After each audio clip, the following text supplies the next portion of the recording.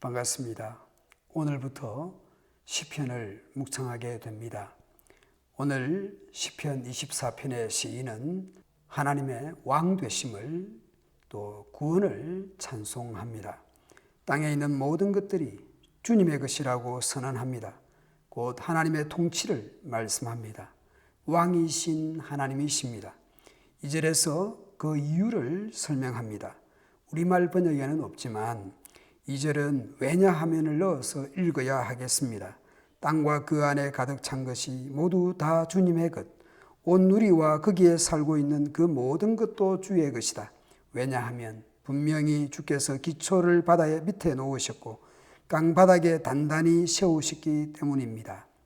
하나님께서 모든 기초를 놓으시고 세우셨기 때문입니다. 고대 사람들은 이 세상이 무질서와 혼돈의 상징인 바다와 강에 의해서 뒤덮여 있었다고 합니다. 그런 세계관 속에 있던 이들을 향해서 하나님께서 그런 무질서와 혼돈을 바로 세우신 분이시기에 그분은 왕이시며 통치자시며 모든 소유권을 가진 분으로 찬송합니다. 우리가 이 땅에서 살아가면서 하나님의 통치, 하나님의 왕 되심을 고백하며 찬송하며 살아가야 하겠습니다. 이제 시인은 질문합니다. 그 왕 되신 하나님 앞으로 누가 나아갈 수 있습니까? 누가 왕 되신 그 통치자 되신 하나님 앞에 아련하며 예배자로 나아갈 수 있습니까?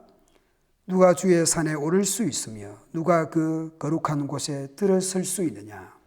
4절에서 응답합니다. 죄 없는 손과 깨끗한 마음을 가진 사람, 헛된 것에 뜻을 두지 않고 거짓 맹세를 하지 않는 사람이다.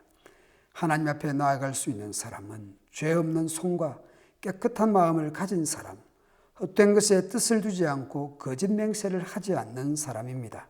손과 마음이 깨끗한 사람이 하나님 앞에 나아갈 수 있습니다. 겉과 속이 깨끗한 사람입니다. 행위와 마음이 깨끗한 사람입니다. 다르게 보면 속임, 거짓, 우상의 뜻을 두지 않는 사람입니다. 헛된 것에 마음을 두지 않고 거짓 맹세하지 않는 사람입니다. 하나님께서 다스리시고 통치하는 것을 믿는 사람은 이 땅에서 헛되고 거짓된 것을 조차 살아갈 수 없습니다. 그 행위와 마음을 함부로 할 수 없습니다.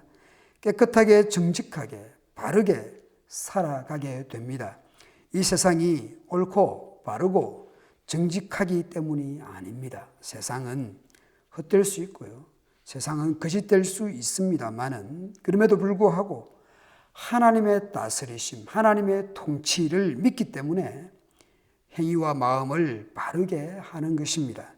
하나님께서 보상하시고 하나님께서 인정해 주실 것을 믿기 때문에 행위와 마음을 깨끗하게 합니다.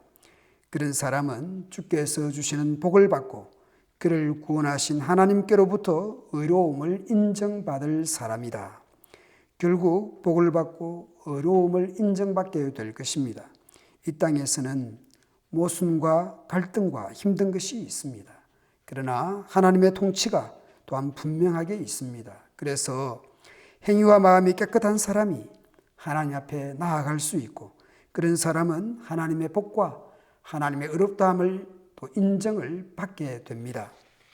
그러므로 한 주간 이 땅에서 헛된 것에 마음을 두지 말고 행위와 마음을 깨끗하게 살면서 주일날 예배하는 자리로 나와야 하겠습니다. 그리할 때에 하나님은 복을 주시고 어렵다고 인정해 주실 것입니다. 세상에서 한 주간 아무렇게나 살다가 주일 예배 자리에만 오고 종교적인 요식 행위만 하면 복주고 어렵다고 인정할 것이라는 그런 착각을 해서는 안 됩니다. 그것은 하나님의 다스리심을 오해하는 것입니다. 만약에 세상에서 한 주간 내가 깨끗한 마음과 깨끗한 행위로 살지 못했다면 회개하며 하나님 앞으로 나아와야 할 것입니다. 행위와 마음을 깨끗하게 살아가는 성도는 또한 하나님 앞으로 하나님의 얼굴을 뵈려고 나아가는 사람입니다. 3절에서 장소로서 주의 산이고 거룩한 곳으로 올라가고 나아갔습니다. 4절에서는 하나님의 얼굴입니다. 그런 사람은 주님을 찾는 세대에 속한 사람이요 야곱의 하나님의 얼굴을 뵈려고 나아가는 사람이다. 주님을 찾는 사람이고 주의 얼굴을 뵈려고 나아가는 사람입니다. 3절에서 거룩한 산, 주의 산에 오르고 주의 거룩한 곳으로 나아갔다면 이제 하나님의 얼굴 앞으로 나아가게 됩니다. 한 주간 주님을 찾는 사람, 주님의 얼굴을 뵈려고 나아가는 사람은 성전 안에서만, 예배당 안에서만 찾는 것이 아니라 왕 되신 하나님의 통치와 다스리심을 믿고 손과 마음을, 행위와 마음을 바르게 하는 사람이며 또한 예배의 자리로 나아가게 됩니다. 시인은 다시 1, 2절의 말씀에 대한 반응처럼 찬양으로 나아갑니다. 문들아 너희 머리를 들어라. 영원한 문들아 활짝 열려라. 영광의 왕께서 들어가신다. 영광의 왕이 누구시냐?